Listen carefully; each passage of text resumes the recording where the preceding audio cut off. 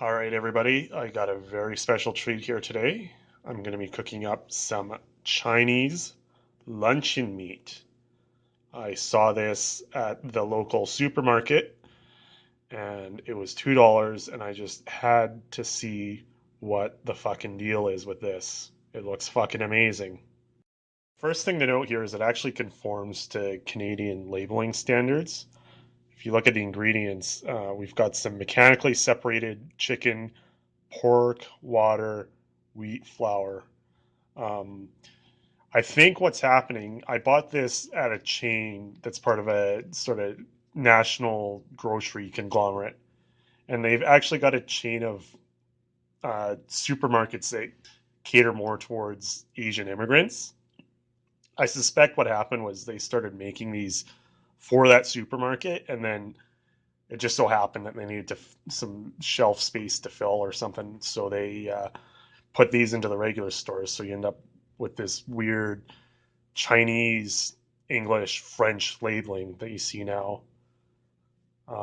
It's got a 1950s style can thing. I bought this once before and couldn't get it open, and I actually had to look it up because I'm a sheltered individual. Uh, it's got this tab here, and you break it off, and it's got this little index in there. And I don't know if you can see on here. So yeah, you stick this into there, and then you just roll it around, and that opens the can. It's an interesting system. Um, it's better than me cutting out my hand trying to open it the first time. The other interesting thing is that this label was on the other side up on the other can, so the quality of this uh, is very important to them apparently. So I finally got it open. We're 2 for 2 at slicing the hand trying to get it open. It really does not look appetizing at all. There's some sort of waxy buildup there that may be fat or something. I don't know. I have a feeling I'm not going to get through all of this. Uh, just doesn't look appetizing, and I'm not hungry at the moment. We'll see. Luncheon meat usually does better after it's been cooked, but my expectations are not high at this point. Got the old girl sizzling away there. We just cooked both the wide ends there. It's interesting. It's not really cooking like a traditional Spam or other luncheon meat. I had to actually put olive oil in there because as soon as I threw it in the pan, I could just see that it was just flaking off.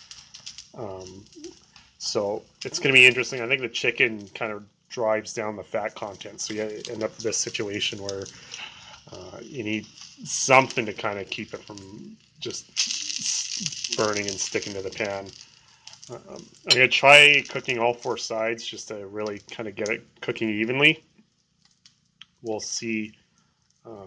Hopefully that really kills the cat food flavoring, which I'm still kind of getting a little bit of. All right, she's done. I kind of broke it apart to see what the consistency's like. It seems to be a bit tougher than Spam. That might be just because I cooked it a little bit longer, being concerned about chicken being in a luncheon meat. I'm going to do a taste test now and kind of see what the final verdict is.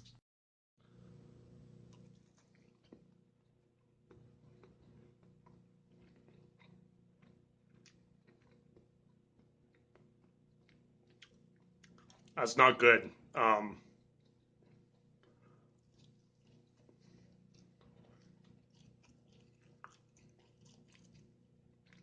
Oh, it's really not good. It just tastes like watered down Spam. Um,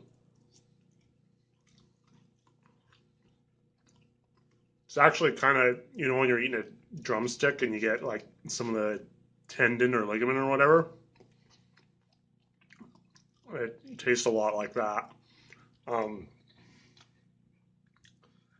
yeah, I wouldn't recommend this.